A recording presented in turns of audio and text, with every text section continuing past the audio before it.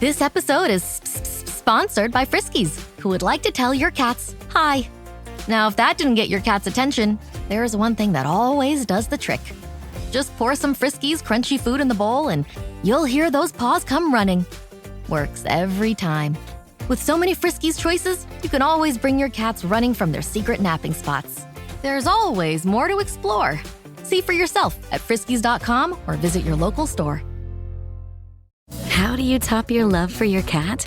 With a cascade of decadent savory gravy over a mouth-watering mousse pâté. Fancy Feast gems. 2 gourmet pâtés in one convenient pack. Simply peel and plate to reveal a pyramid shape that makes eating delightful and pamper her with an experience as extraordinary as she is. Turn the everyday into the extraordinary with Fancy Feast gems. My cat Freddie loves to be brushed and cuddled. But stirring up his cat allergens meant sneezing and itchy eyes. Then I found Purina One Live Clear. It's cat food that reduced the major allergen and my suffering in as little as 21 days. Now, we feel closer than ever. If you have issues with cat allergens, you really need to try Purina One Live Clear. Try new Purina One Live Clear today. Purina One, a difference from day one. Welcome to the New Books Network. I'm Chris Holmes, and this is Burned by Books. Here you'll find interviews with writers you already love, like Jennifer Egan and Rebecca Mackay, mixed in with up-and-coming voices like Alexandra Kleeman and Rumaan Alam. You'll find us wherever you listen to podcasts, but check out previous episodes at burnedbybooks.com and on Instagram and Twitter at burnedbybooks. Let's start the show. In Mina Seçkin's debut novel, The Four Humors, Sibel, a Turkish student preparing for med school in the United States, and her American boyfriend, Cooper, are in Istanbul for a summer to help care for Sibel's grandmother. It is a placeholder in their lives, which otherwise rush forward with plans and dreams of a future in a different place. The return to Erdogan's Turkey, a place of uncomfortable tensions and the dramatic tightening of government control over political and human rights, sets the scene for Sibel's quest to understand her evolving relationship to her home country, to her family, to her loved ones, and to her body itself. As Sibel introduces Cooper to Turkey, she finds herself ironically abstracted from the places and people that she once called home.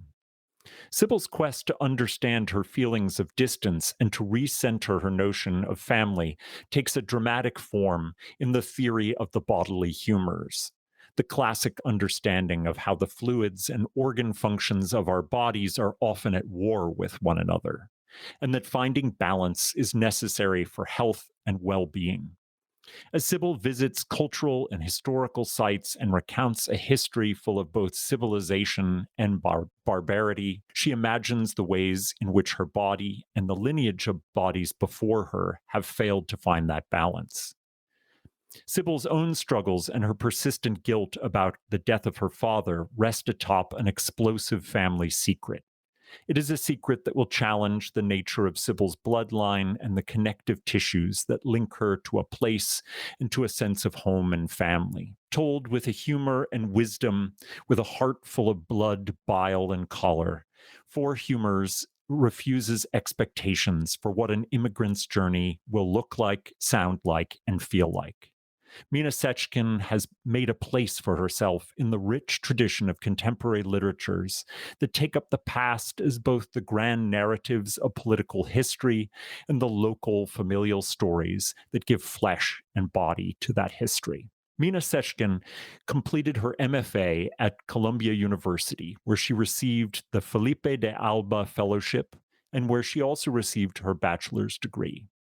Her work has been published in Refinery 29, McSweeney's Quarterly Concern, Electric Literature, The Rumpus, and elsewhere. She serves as a managing editor of Apogee Journal.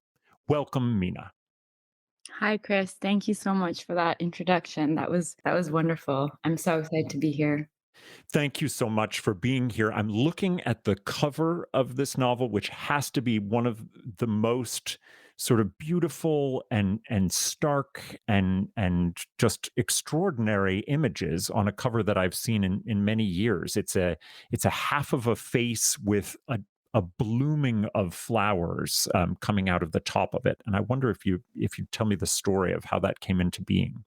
Yeah, so this cover, the artwork on this cover is actually a piece by this Turkish artist, Ekin Sukoç, who she lives in Germany, and a lot of her work has to do with collage and finding sort of primary sources of women throughout the years in different spaces and putting those together in a way that is often cut up and distorted. I have loved her work for a very long time, and I had told Catapult about her work, and they reached out to her and went with one of her pieces. Hmm. And when I actually first spoke to Ekin Sukoç, we were amazed at how our work, my written work and her visual artwork, seems to be using the same tools to tell the same story of like you expressed so wonderfully, say the lineage of bodies before Hmm. a woman, and how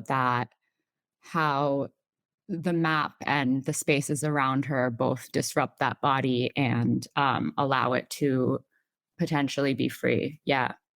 I don't think I've ever heard an author describe such a synergy between an artist of a cover work and their own work. I think that's really amazing. Yeah, it really feels like a translation along genre or an adaptation, right? The way so many people complain about a movie not being Mhm. adapted properly. I actually feel like her artwork it feels like an adaptation and vice versa. Yeah. Oh, wonderful. I hope she feels similarly pleased with that connection. Yeah, right. The four humors of the title, blood, phlegm, bile, and choler, become a possible Rosetta Stone for Mhm. Sybil as she attempts to understand her relationship to her body, her family, her language, and culture, and to try and come to a balance between those elements of her life which feel out of sorts. What drew you to this ancient classical philosophy of the bodily humors, and why was it a meaningful way for you to have Sybil consider what is imbalanced in her life? Yeah. Yeah, the four humors are quite a Rosetta Stone for her. I had first been drawn to the humors. I actually had read this tiny little blurb in the journal Latham's Quarterly about Saint Margaret Mary Alacoque, who was a nun in the 1600s. She had started receiving these visions from Christ, but nobody believed her naturally, and they decided she was delusional and too full of passion. Um, so they once a month they bloodlet her in this stone basin. Um, Gosh, this is what you describe in the yeah, book. It's so terrible. yeah, and to cure her. um, and I mean that's ridiculous, right? But those were genuinely the medical guidelines of the time, perhaps, right? And I immediately became obsessed with the four humors and I needed to learn everything about them, especially because I was so interested in, say, how much the moral prescriptions that medicine put on human beings back then, and even today, say what constituted health and who had the resources to seek it. Um, and there's a lot in there that say you find out a lot about the societal values going on at that time based on how they are treating people or what Oh, needs yeah. treatment, right? Mhm. And in terms of, say, women's health and reproductive health, it was just as thorny then as it continues to be today, say, I'm thinking of I think this only changed recently, but I believe there were a number of conditions that prevented a woman from getting pregnant that were referred to as inhospitable uterus. Yes, yeah. And there's so much of that, like, sprinkled throughout medicine today. So it seems like we haven't learned much.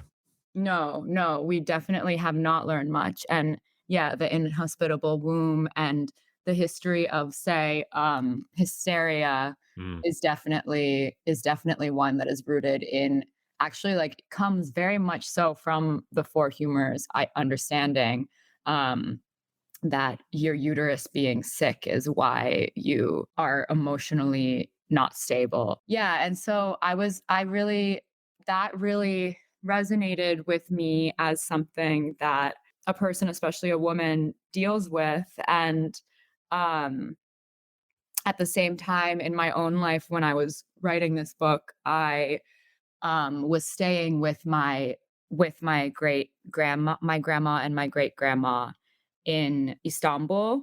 And I was there working at a political journal for that summer. And my grandma had just been diagnosed with Parkinson's, and my great grandma had Alzheimer's and dementia. She was near 100. And, but though we don't really know how old she was. And every night, like every few nights, it was a really difficult time. Uh, because every few nights she would pee the bed, and my grandmother and I would clean her and change the sheets. It really impacted me the way my grandma, even though she was sick too, continued to take care of her mother. Um, and yeah, it really the way that familial care continued to reinforce itself again and again. Um, the way female caretakers continue to do that work, never really commended for it too, mm. sort of continuing to do it in quiet and behind closed doors, made me feel like, I don't know, I wanted to shed light on that exact thing. Yeah, it's a tacit understanding that that caretaking will be done largely by women Yeah. and without comment, Yeah. And which it is rubs against, like, the history of medicine in a very interesting way. The history of medicine is not, say, known to be a field where there are a lot of women mhm, who yeah. were written down in history. Yeah. So for me, it's Sibel's narrative voice that makes this such a fabulous and riveting novel. That Mhm. first person voice and tone operates with a great deal of distance from the events of Sibel's life, as though it were watching from a reserve. This Mhm. mirrors Sibel's own sense of questioning and even alienation. Was Sibel's voice and perspective there for you from the start? And did you draw on any particular examples of voice in work that you admire? Mm.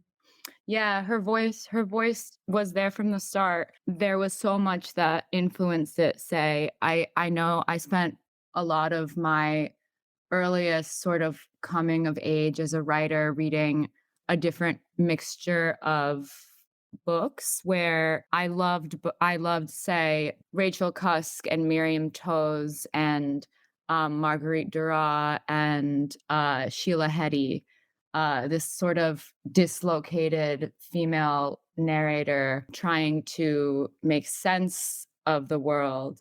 At the same time, I also really was drawn to, say, a narrator that is a bit, say, a newer kid on the block, maybe kids of immigrant narrators who are a little more like female narrators who are a little more blasphemous and unruly, say Jade Sharma or Jenny Zhang. And I wanted the two of them to collide in a way.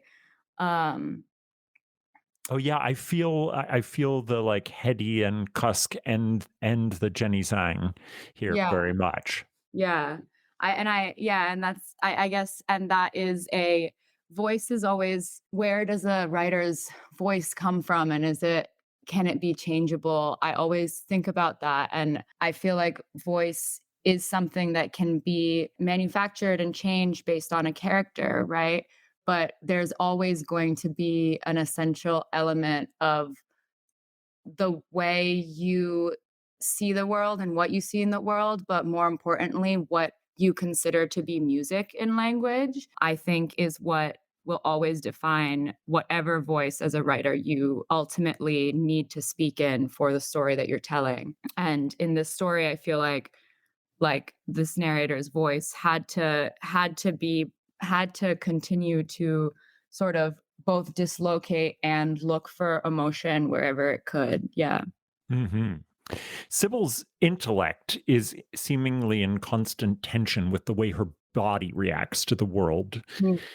In this way, her body becomes its own form of narration. That disjunct between body and mind exists for all of us, and it's something that we constantly, as humans, have to reckon with: the story that happens inside of us and the story that happens external to us. But how did you work on making them competing narratives in Sibel's life? That's really interesting. Yeah, I feel like it makes me think of just thinking about, say, first person versus third person, right?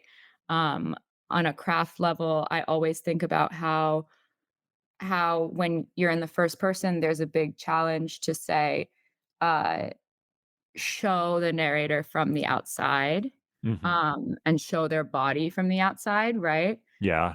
And in this book, it was really, really fascinating to play with. I had to use the women around Sibel to show what she, say, looked like, right? Mm. She had such say, bodily presence that may or may not match what's going on in her head, which is an entire world of a world that she can't shut off. And I wanted to say there were so many different ways to do that on a craft level, using those other women, but also using her sister Alara, who is rapidly losing weight and has an Hmm. eating disorder and is holding the grief and every intergenerational thing in her body in such a different way than Sibel is, who is also not only feels sick, but is also essentially binge eating all summer, right? Hmm.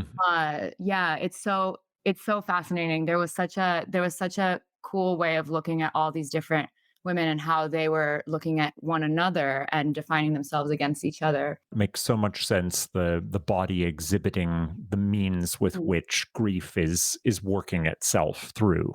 Mm-hmm. Sybil's father dies from a heart attack while making tea in the kitchen. And this is an enormous burden of guilt and loss. And this burden both draws Sibel back to Turkey and keeps her from properly mourning his complicated death. Mm-hmm. Her father, in many ways, stands in for her relationship to her broader family and even to her country. The second half of the novel will delve into family secrets and her father's history. Can you speak to the ways that complicated family histories and complicated national histories intertwine in the novel? I love this question, and I think it is so, say, essential to an understanding of Turkish history, which I believe is Turkish history is very fraught, as we were talking about in the beginning. Just for example, when the Turkish Republic was established, they changed the language from Ottoman Arabic to the Romanized alphabet, essentially stripping people of their ability to read, right? Um, Which is such just a jaw-dropping historical story. Yeah, right. And yeah, Turkish history is full of just buried information that the state has buried, denied Armenian genocide, continued, say, violence against the Kurds. There's so much that cannot be discussed in Turkish history, and that people and my own family grew up going to school not learning the correct stuff, right? And I think the that is not without its that breeds a lot of sort of horror in a family that then gets passed down. And I really wanted, say, her Sibel's father and what she feels about her father and the family secret that comes out is so rooted in a structure of a family that has to exist within a nation that has to follow certain rules, where citizens have to follow certain rules, right? And so when she finds out that that structure of the family is not what it actually seemed, and the intense measures that were taken to say correct the family, right? To say not make one of the women queer in that time period when she was, right? To make sure that the baby was raised. I guess I won't go into all that, but anyway, yeah. Anyway, there's a lot that is not, that say this nation state is not allowing to happen, that Sibel confronts, right? Mhm. And in terms of, say, I really thought about this in terms of the form and structure of the novel too, where just as the family structure turns out to be quote unquote broken, I wanted the form of the novel to be too, right? To Mhm. have the past bubble up, and like almost as if it is throw up or bile, right? To bubble up and break the present. So I think a question I have picks up on that, and that's that for Sybil, some of the things that are unsettling her humors are the ghosts of generational trauma, of national Mhm. trauma, that she feels in a kind of deep well of history in her bodily memory. Yeah. Sybil hears stories of torture and murder and violence and anger and abandonment. Mhm. And one of the sites of the traumas are the protests in Gezi. Is it Gezi Park? Is that how Yeah. you say it? Uh, Gezi. Yeah. Gezi Park, that were crushed by the government. Thousands were injured, protesting a variety of things, but the loss of certain secular rights being principal among them. Can you talk about how Sibel experiences generational trauma and how you think literature might contribute to addressing that trauma? Yeah, yeah, that's a great question. Um, I think she experiences it in a particularly, say, insider outsider way, because she's not just Turkish, she's American. Um, and so she gets to see her family's Turkish trauma from a different perspective, right? She gets to, when you are from the outside looking at something, you don't see it correctly, right? You see it with a gaze, especially a Western gaze, which can be harmful. But she has access to the exact trauma as well, because it is her family and because she is still Turkish. And I think her generational trauma is one that, by spending in Turkey, she has to confront. It's almost a second coming of age in that way. Um, I think in general with generational trauma, um, one confronts it constantly and one buries it constantly. Ah, Um, interesting. yeah, and one is forced to reckon with it constantly or rarely, right? And I think in the novel, I think all novels are inherently political, and all novels inherently deal with this kind of trauma and weight of the past. I always think about Orhan Pamuk's novel Snow, and the history of kind of a lot of novels that deal with, say, an identity like a Turkish identity, right? Where you can't just say that the Armenian genocide happened in the book. You have to sort of put it in a coded manner, right? Mhm. Or in Orhan Pamuk's Snow, he doesn't, he doesn't use those words in the book. Of course not. He can't, but also that would then be propaganda that might make the art a different thing, right? But he constantly in that book mentions the homes that Armenians built that are now standing like mausoleums, right? Yeah. And I honestly think that so many novels are those exact, say, city structures that are standing like mausoleums. I wanted my narrator. Now you sound like Faulkner. Yeah, that's so true. But yeah, I really do believe that, yeah, since the novel is a inherently political piece of art, the things within it are holding more than are holding more than the living, right? And I wanted this narrator too. She moves through Istanbul aware of that weight, and the weight of the many taboos that have oppressed people who have lived in Istanbul over all the generations. Um, and she has both an access and a freedom and is confined to that same curse of carrying it. 9 años pidiendo el snack wrap. Aquí tienes tu snack wrap. ¿Tú quieres un snack wrap? Toma tu snack wrap. ¿Tú también? Toma un snack wrap. Snack wrap, snack wrap, snack wrap. Volvió el snack wrap. Para pa pa pa. Finding a new job is stressful. But with Indeed, it doesn't have to be. Just fill out your Indeed profile with your skills, experience, and desired salary. The more you fill out, the better your matches will be. And hearing from hiring managers will be 2 times more likely. Relax. That's your Indeed profile sending opportunities your way. Indeed, the world can work better. Lest I make the audience think that this is an unbearably serious book, which, it certainly is serious and thoughtful, but it is also full of wit and humor, often in really surprising moments.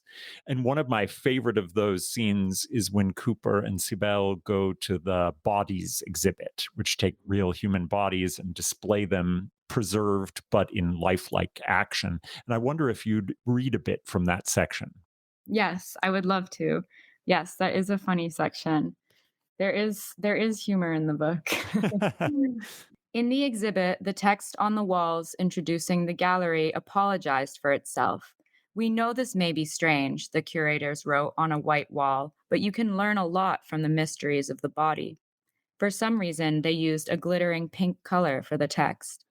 I translate the more obscure Turkish for Cooper. In the first room, more than 50 skulls are tacked to the wall. It is not clear who these skulls belong to, but most died from smoking, or, the four humors would say, black bile.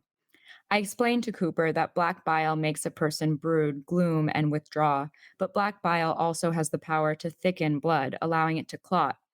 Those with an excess of black bile can repair their bodies with impressive speed and minimal scar tissue.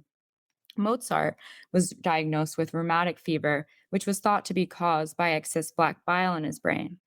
Academics passionately debate whether this scandalous rumor is true, that Mozart really died from an infection caused by the bloodletting procedure meant to cure him. George Washington, too, woke up one morning with a sore throat and after his doctor drained numerous pints of his blood in one day, died. Then we see the bodies themselves, preserved in a process called plastination, where scientists replace bodily fluids and fat with liquid plastic, later hardened, molded, and posed into lifelike forms. Some of the bodies are so well preserved in orange tendons and skin, I find myself suddenly looking at a sculpture. Don't you think, I say to Cooper, that these seem so real that they're like sculptures? He looks into a pair of glass eyes. But sculptures are the unreal, he says. This is the real thing. Cooper begins to debate what is real and not real, pointing at body parts, limbs, lips, vulvas. The necks have so many dried vessels and tendons, a web of orange and white strands like fresh prosciutto. Cooper said this, the fresh prosciutto thing. He has not eaten pig all summer, so he's confusing what is dried and what is fresh. I also miss eating pigs. Mortadella is my favorite pork product after hot dogs. Prosciutto is dry cured after all, Cooper points out, rubbed with salt, then preserved. This is about what we can learn, I say. This is not about prosciutto. I'm just saying, these guys are preserved with plastic, not salt. Doesn't plastic seem unnatural? This is about medicine, I say. It's about how doctors learned what to do to make us live longer lives. Look, I say, here's a man who died of excessive alcohol consumption. Here's a man whose knee replacement got infected. Here is a smoker. I shut up. The late smoker looks back at me with a stern, dried-up face. Thank you. That was really wonderful to hear. And it was hard to keep myself from laughing. The prosciutto part, just, I don't know, it tickles me every time. Yeah. It's this both this sense of the viscerality of everything that they're looking at. Bodies sort of inside out, bodies preserved, but also supposed to, bear lifelike appearance.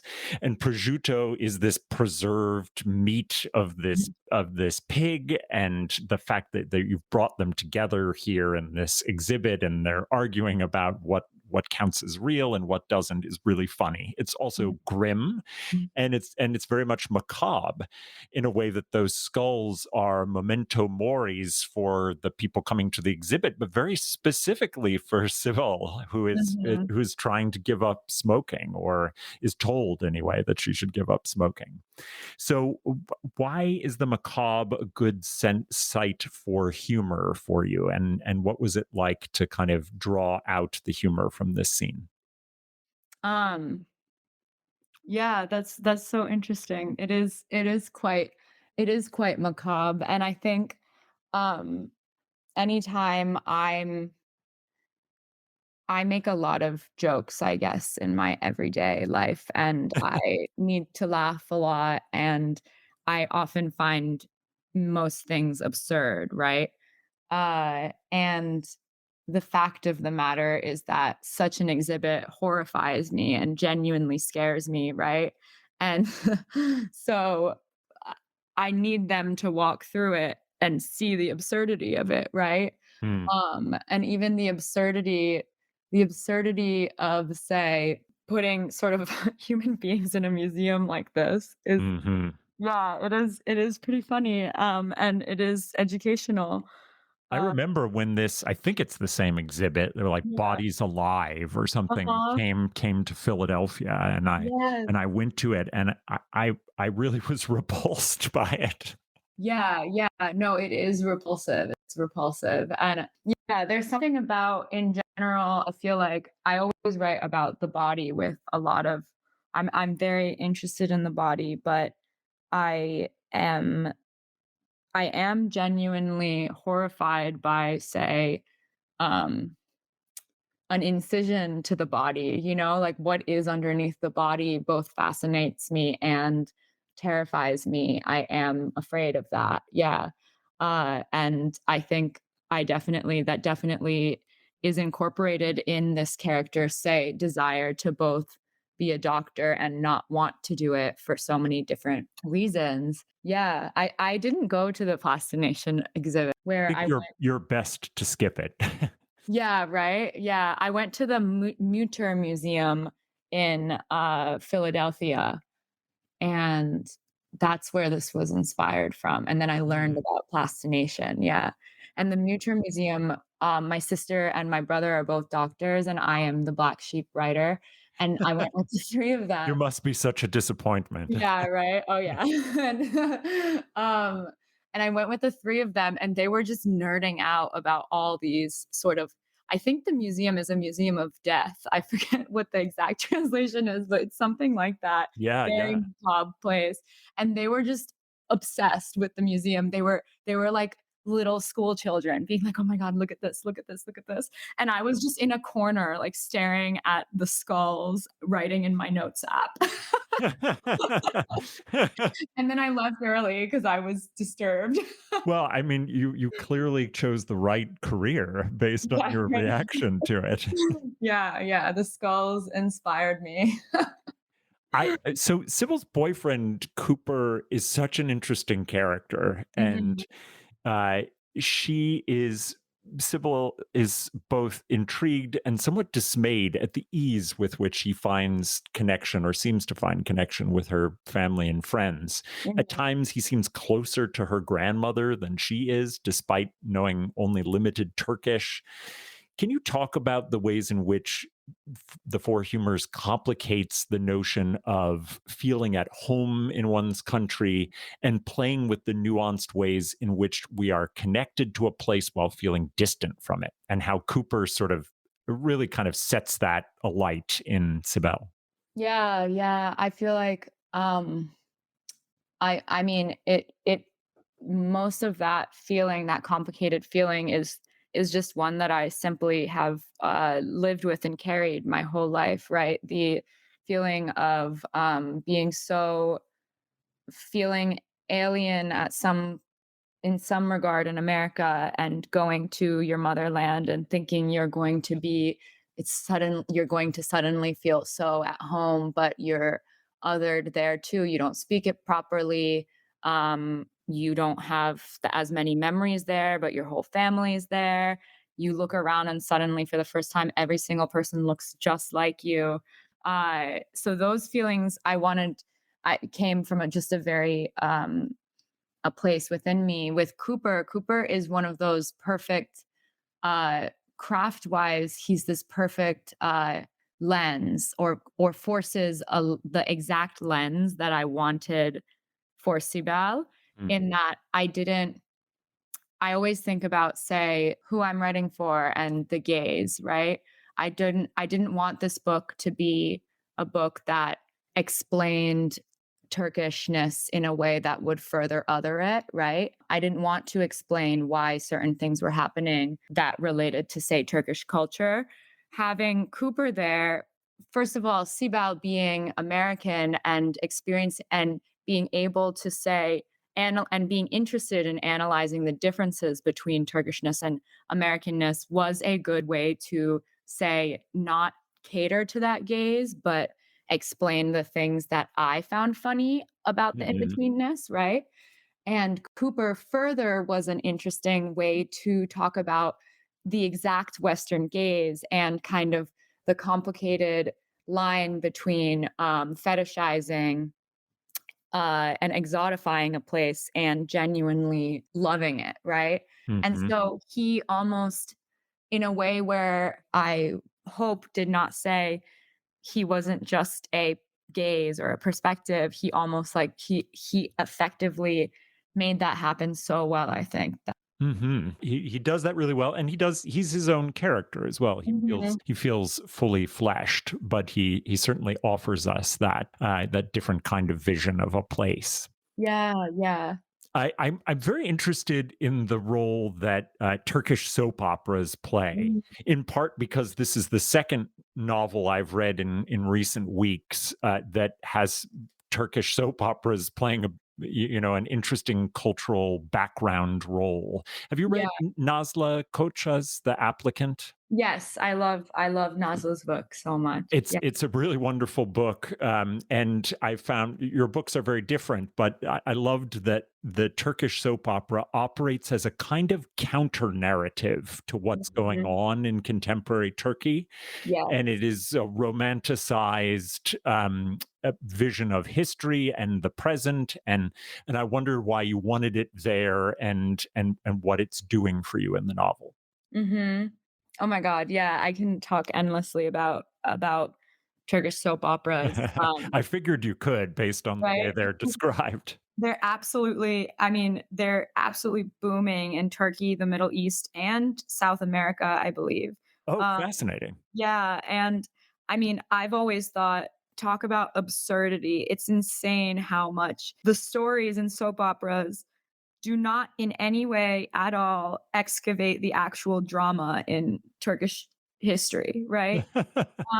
And they don't actually say, they're so far behind catching up to any drama. And instead, they use the same tired tropes. They're not telling the truth, which makes me really angry, actually, right? And I actually think about it in terms of, say, what is kind of expected, again, talking about, say, the traditional family structure is something that is really at this novel's core. And I wanted the traditional family structure to almost mimic, say, what a soap opera is supposed to be, right? But what happens when the soap opera is sort of like punctured and actually the truth comes out of the soap opera? Yeah, it's so funny. These soap operas, and like I've watched a lot of them always with my mom and my grandma, and the things they say, and they'll kind of complain about them too, being like, "Oh, they'd never do this, they'd never show this," but they don't talk about those things either in their own lives. So it's funny that everyone's just using this commonly accepted form of entertainment to hide a lot of things. I love that description of it, and I think that's the same with American soap operas. Oh, yeah. Uh, I wasn't very versed in, say, like, The Bachelor. I only started watching it a little recently with, like, a group of friends. I watched, like, maybe 1 or 2 seasons. Blows my mind. It's not even entertainment. It's literally propaganda to continue to re-emphasize social norms that have oh yeah, been outdated for decades, yeah. but If they existed at all, it didn't but exist at all. Yeah, it's like it and it's so forceful and it's not even real, right? Like you learn about and yeah, this is more reality TV, but still you learn about what's going on behind the scenes and it's not even real. No, no. They are an incredible sounding board for thinking about what the culture wants to hide, though, and I Mhm. think that's what they do so well in the Four Humors. Yeah, there's barely a single I don't think I could be wrong, but I haven't heard of a single, say, queer character in Turkish soap operas or Oh my television. goodness! Wow. Yeah, Well, that says a lot right there. yeah, and there's say, like, they love their sort of like they love, a Romeo and Juliet story, a story about, say, like, different people from different classes falling in love and the family's not allowing it. Yeah, that's it. Hmm. Well, I'm Yeah, gonna have to watch them just so because I've now read 2 novels that are have real connections to them. So I think I'm gonna have yeah, to do some viewing. yeah. Um, Before I let you go, I'd love to learn a little bit about what you're reading and loving right now, and if you have any recommendations for our listeners. Yes, definitely. And I just read this book called The House of Doors, which is coming out this week, I believe, by Tan Truan Eng. And it's set in 1920s colonial Malaysia. And it is so fascinating. And it actually has to do with a lot of what we've just been talking about what society allows and what society does not allow, about sort of immense sexual repression and the even legal consequences of, say, an affair. It's so, so, so, so good. And yeah, it was the kind of book that I started at, say, like 5 p.m. and I didn't put it down until like 12 a.m. Oh, wow. Yeah. Wow. And I read it into the night. It just is very transporting. Yeah, it was really, really quite good. Great recommendation. Yeah, yeah. I think it came out this week. And then I've also just started Carnality by Lena Wolf, which I really love. It's Oh, very is that the Swedish, yeah, writer? yeah, so good. It's very surprising and and it's very darkly funny and very, very, very absurd. And I love any book whenever a narrative voice is, say, absurd. I love it so much because it just like lightly touches on these things that are so horrifying and it continues blazing on. And it makes you really question the voice itself, makes you question sort of good and bad in morality. It's really good. There's sort of She a wrote, that, a book titled Bret Easton Ellis something.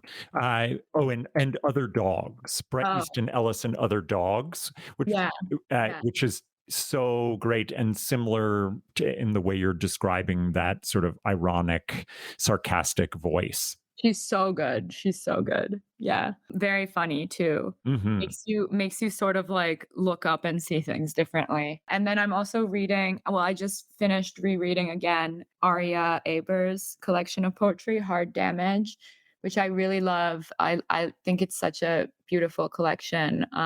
It is really about, say, displacement and being a refugee and an immigrant, or the things that intergenerational trauma, and a very real trauma that continues in everyday life, and who is sort of complicit in that. Yeah, it's a really good, really great collection. I'm very happy to have some poetry recommended as well. Thank you. Yeah. Well, I want to recommend to my audience that they pick up The Four Humors. I really loved the book. I feel like it has so much to say to not just the immigrant experience, but to our experience of the dissonance we have between our family histories, our national histories, and the way we feel about ourselves. And I hope that lots of people will read it. And it's been such a pleasure getting to talk to you about it, Mina. It's been so lovely talking to you too. Yeah. Thank you so much. Thank you. Thank you for your time.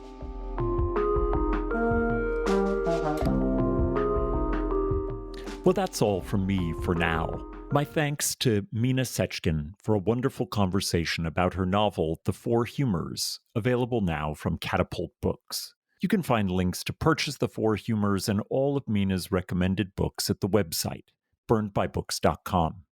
There you'll find all of our previous episodes, links to buy a podcast t-shirt, and ways to get in contact. As you listen, take a moment to rate the show on iTunes, Spotify, or wherever you listen. Until next time, this has been Burned by Books.